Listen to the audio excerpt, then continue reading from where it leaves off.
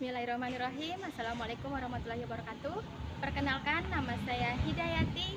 Saya adalah salah satu peserta Jambore GTK tahun 2024.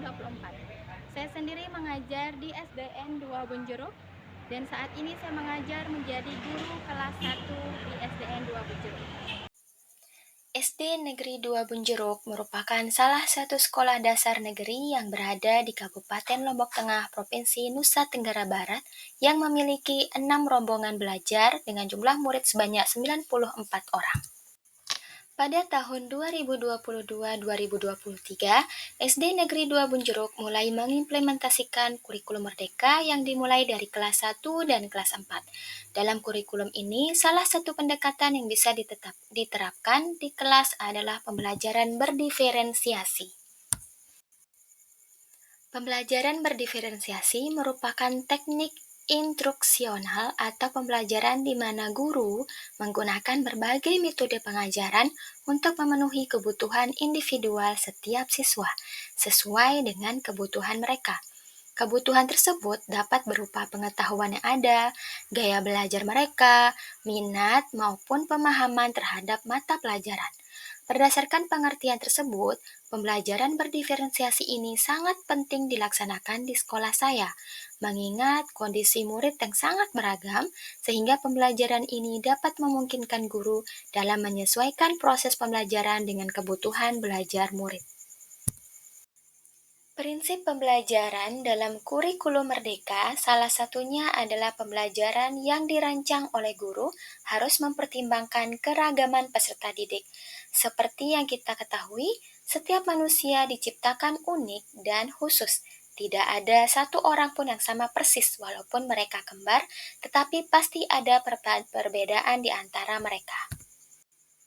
Demikian juga halnya dengan peserta didik di kelas.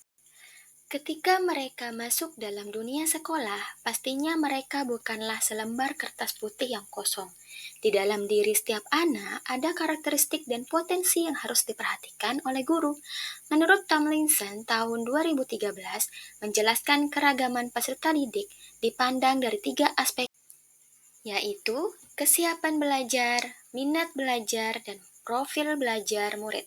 Sehingga tugas guru adalah merancang pembelajaran yang dapat memfasilitasi individu siswa sesuai dengan 3 aspek tersebut. Berdasarkan prinsip pembelajaran berdiferensiasi di atas, sangat bertolak belakang dengan apa yang saya lakukan di kelas yang saya ampuh, yaitu kelas 1. Jumlah siswa ada 22 orang yang memiliki perbedaan dalam ketiga aspek tersebut. Saya selalu merancang pembelajaran yang monoton, saya memberikan materi dan strategi yang sama untuk semua siswa saya, sehingga pembelajaran yang saya rancang tidak dapat meningkatkan motivasi belajar siswa. Langkah-langkah yang saya lakukan untuk meningkatkan motivasi belajar siswa diantaranya adalah pertama, mengkaji literatur, video inspiratif melalui platform Merdeka Belajar. Yang kedua, berdiskusi dengan rekan sejawat, berbagi pengalaman cara penanganan kasus yang serupa. Yang ketiga, berdiskusi dengan guru kelas 1 dari sekolah lain tentang kasus yang terkait. Yang keempat, menyiapkan media pembelajaran konkret dan menarik. Dan yang kelima, menyiapkan permainan-permainan yang bisa disisipkan materi pembelajaran, serta aktivitas-aktivitas menarik lainnya.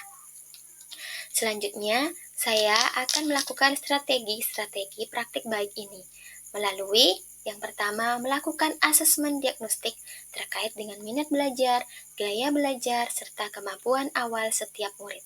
Yang kedua, menyiapkan strategi pembelajaran berdiferensiasi yang meliputi diferensiasi konten dan proses. Yang ketiga, menyiapkan media konkret yang menarik. Dan yang keempat adalah melakukan aktivitas-aktivitas yang dapat meningkatkan minat belajar dan motivasi belajar siswa. Sumber daya yang saya perlukan melakukan praktik baik ini berupa lingkungan kelas sebagai media pembelajaran, kemudian alat hitung berupa plastik atau gambar, kemudian HP untuk merekam aktivitas pembelajaran, dan yang terakhir adalah kemampuan guru dalam menyediakan permainan yang bisa meningkatkan minat belajar siswa. Siswa di sini memiliki 3 level pengetahuan, ada yang sedang, ada yang rendah, dan ada yang tinggi. Pada video kali ini adalah tugas untuk yang memiliki level sedang. Untuk yang memiliki level rendah, itu saya akan menyuruh atau menugaskan mereka untuk menghitung gambar permainan yang mereka bawa sendiri dari rumah.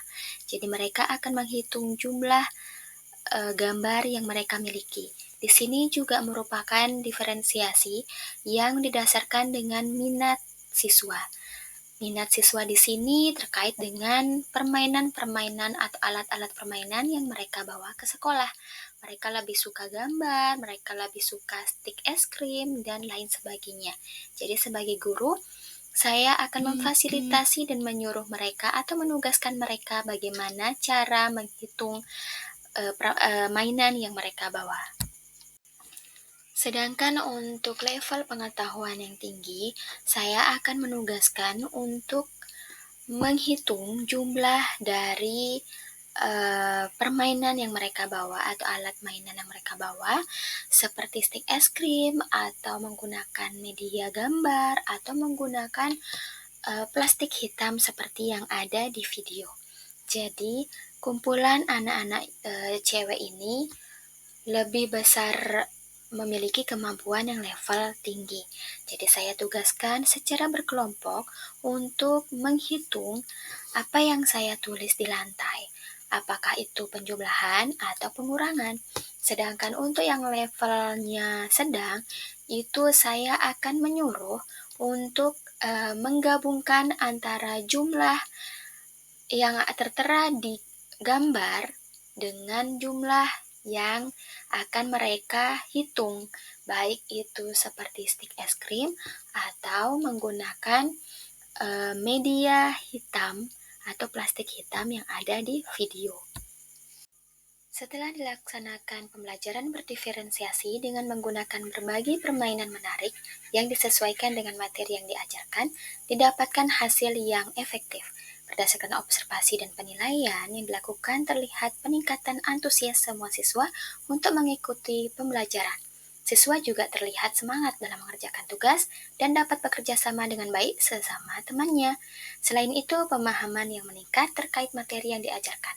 Hal ini terlihat dari hasil asesmen sumatifnya, di mana 97% nilainya melebihi KKM.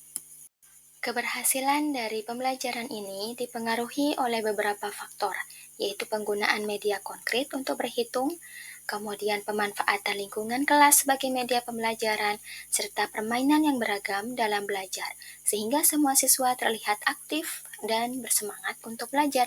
Selain itu, asesmen yang dirancang oleh guru disesuaikan dengan kemampuan siswa sehingga siswa merasa bersemangat untuk mengerjakannya.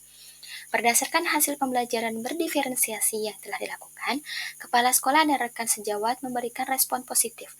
Begitu juga dengan murid, mereka menginginkan pembelajaran yang serupa lagi pada pertemuan-pertemuan berikutnya.